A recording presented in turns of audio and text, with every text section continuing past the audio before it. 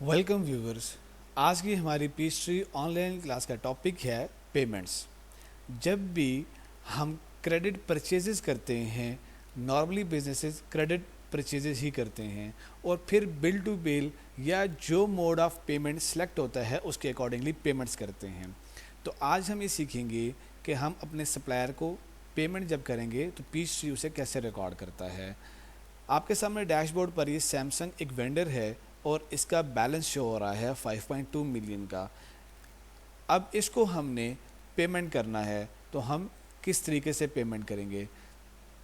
या तो हम डायरेक्ट पेमेंट्स पे चले जाएं। मैं एग्जांपल के तौर के ऊपर एक और परचेज़ की ट्रांजैक्शन करता हूं और फिर मैं आपको ये समझाता हूं कि पेमेंट कैसे करते हैं।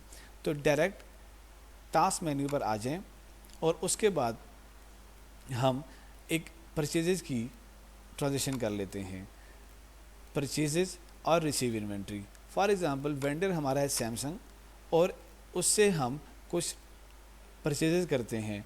उसके बाद इनवॉइस नंबर फॉर एग्ज़ाम्पल 11।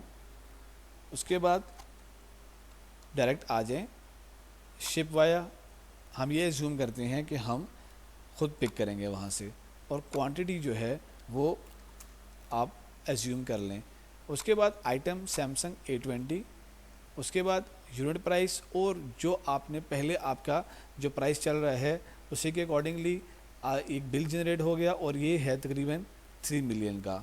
ये आपके पास एक परचेजेस की डायरेक्ट ट्रांजैक्शन है। इसके बाद हम सीखेंगे हम इसकी पेमेंट कैसे करेंगे। तो इसको मैं यहाँ पर सेव कर लेता हूँ। तो ये हमने परचेजेस कर ली। अब हम ये देखते हैं कि इसका इफ़ेक्ट क्या पड़ा। ये देखिए, मैं इसको रिफ़्रेश करता हूँ तो ऑटोमेटिकली 8.2 मिलियन की ये कंप्लीट अमाउंट ड्यू हो गई है सैमसंग की।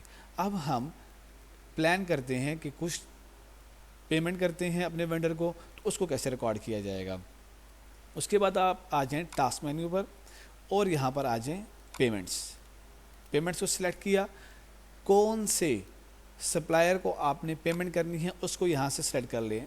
मेरे पास फॉर एग्ज़ाम्पल एक ही सप्लायर है सैमसंग, मैं उसको यहाँ से सिलेक्ट कर लेता हूँ।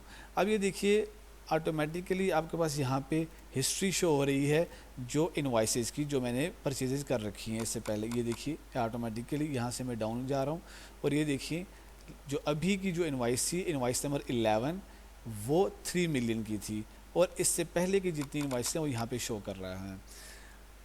अब आपने ये देखना है कि आपने पेमेंट किस मोड में करनी है, चेक के थ्रू करनी है, कैश के थ्रू करनी है, किस के थ्रू करनी है। नॉर्मली इतनी बड़ी अमाउंट जो है वो कैश नहीं होती, आप अपने बैंक अकाउंट के थ्रू ही पे करते हैं। तो आप यहाँ से वो सिलेक्ट कर लें अकाउंट। फॉर एग्ज़ाम्पल अपना बैंक अकाउंट यहाँ से सिलेक्ट कर लेते हैं यहाँ से और उसके बाद हम जो पेमेंट करने जा रहे हैं वो अमाउंट यहाँ पर लिख लेते हैं।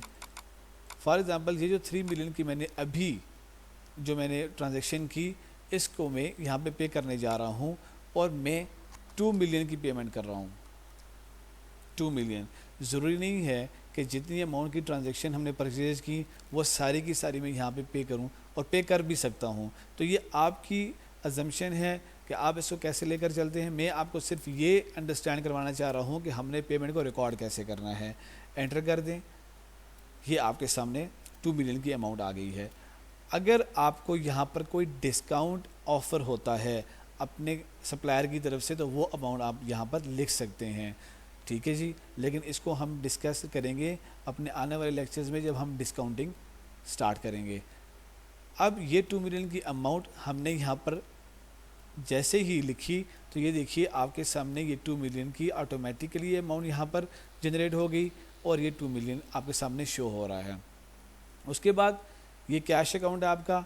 अब अगर आपने पेमेंट करनी है थ्रू चेक तो आपका जो चेक का नंबर होगा वो आप भी यहाँ पर दे सकते हैं। ये ज़रूरी होता है ये इसलिए कि जब आप अपने डेटा को एनालाइज करते हैं तो आप अपने डेटा को सॉर्ट आउट कर सकते हैं, इसलिए चेक नंबर यहाँ पे देना मस्ट है। उसके बाद मेमो या डिस्क्रिप्शन, आप यहाँ पे डिस्क्रिप्शन दे सकते हैं कि आपने जो अमाउंट पे टू सप्लायर, डेट ऑटोमेटिकली ऊपर शो हो रही है और आप यहाँ पर ये लिख दें against purchase invoice number purchase invoice number 11। इससे ये शो हो रहा है कि जो आपकी परचेज इनवाइस 11 थी उसके अगेंस्ट आपने यहाँ पर पेमेंट की है। बाकी जितनी भी नेट अमाउंट है उसके बाद वो डैशबोर्ड में शो हो जाएगी, आपके अकाउंट में ऑटोमेटिकली अपडेट हो जाएगी। तो मैं यहाँ पे इसको सेव कर लेता हूँ। ट्रांजैक्शन कंप्लीट हो गई। अब ये देखिए वेंडर 8200,000 का शो हो रहा है। अब मैं इसे रिफ़्रेश करता हूँ तो ये देखिए ये 6.2 मिलियन पे आ गया, यानी कि 20 लाख रुपए से अमाउंट कम हो गई है। इसका मतलब ये हुआ कि जो हमने ट्रांजैक्शन की वो रिकॉर्ड हो गई है।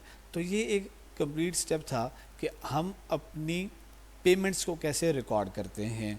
तो ये आई होप स्टूडेंट्स आपको ये अंडरस्टैंड हुआ होगा कि जो प्रोसेस है आपकी पेमेंट का थ्रू चेक, थ्रू कैश, तो ये एक सिंपल और बहुत ही आसान सा एक स्टेप था। बहुत से स्टूडेंट्स इसमें कंफ्यूज होते हैं।